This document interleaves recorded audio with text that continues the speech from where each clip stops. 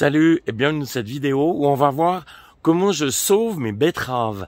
L'année passée en 2024, ici sur cette planche qui fait donc 6,50 m de long, j'ai mis tout autour des oignons, j'ai mis des poireaux parce que la légende nous fait croire que les limaces c'est un répulsif.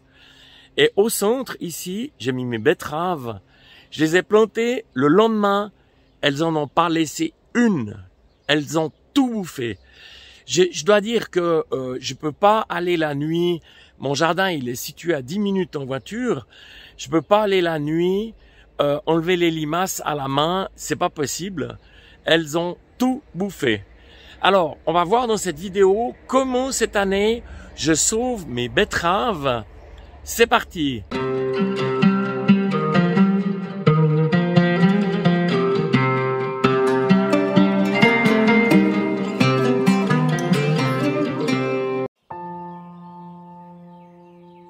Alors la question qu'on peut se poser, c'est pourquoi moi j'ai autant de limaces? Ben ça vient de la situation d'abord avec mes voisins qui n'entretiennent pas du tout leur jardin. Ça c'est le premier truc, ça veut dire que c'est envahi de limaces et d'escargots. Et tu vois ma bâche elle est juste à côté, donc la nuit elles vont les manger mes légumes et puis le soir elles rentrent à la maison chez elles. Et voilà, ben on fait pas toujours le même jardinage et la même méthode. Et ça, c'est vraiment embêtant. La deuxième raison, c'est parce que j'ai une terre qui est très argileuse. Et ça, les limaces, elles adorent ça parce que ça garde l'humidité et c'est ce qu'elles aiment. Ces anti-limaces, ça marche vraiment très très bien. Hein. On n'a qu'à voir sur mes aubergines ici, j'ai pas une trace de morsure, rien. Donc ici, c'est juste, ça marche super bien. La question, c'est quand il faut l'enlever.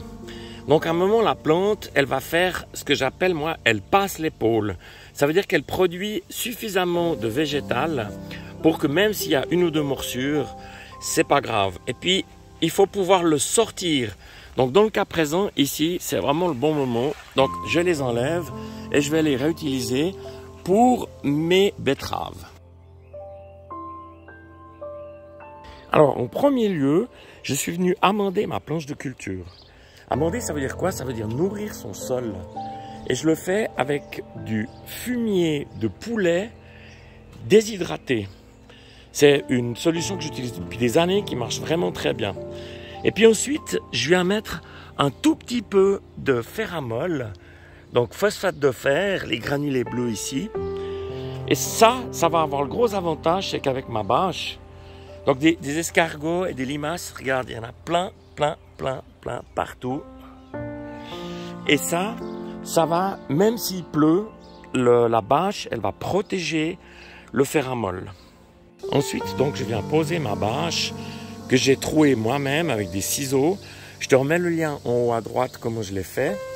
Là, j'ai 42 trous, donc, qui sont prévus pour mettre les anti-limaces. C'est ce qui me permettra, entre autres, de sauver ma récolte. Je commence par venir, donc c'est des semis que j'ai fait mi-avril. Donc les betteraves, je viens les déposer comme ça. Je les fais en plaques alvéolées de 5 cm de diamètre. Donc on va passer à la plantation. Alors juste un ou deux conseils sur la manière de poser les anti-limaces. Déjà, il ne faut pas qu'ils se touchent ici. C'est la première chose. Deuxième chose, il faut qu'ils soient vraiment droits. Donc ça veut dire ici complètement à l'horizontale. Il faut vraiment bien le visser dans le sol. Et il faut juste contrôler autour qu'il n'y a rien qui touche, qui permettrait de faire une sorte d'escabeau à la limace pour venir à l'intérieur de l'anti-limace. Les anti-limaces offrent d'autres avantages. Entre autres, ici sur la betterave, ça évite que la betterave, les feuilles tombent par terre. Quelque part, ça la maintient. Et puis l'autre avantage, c'est que ça densifie la zone d'arrosage. Donc s'il pleut, il va pleuvoir plus dans les anti-limaces. Donc comme ça, un arrosage toujours après la plantation, c'est parfait. Alors voilà, j'espère que cette petite vidéo là sur comment j'ai réussi à protéger mes betteraves t'a plu. Si c'est le cas, un petit pouce fait toujours plaisir. Je me réjouis de te retrouver. À bientôt!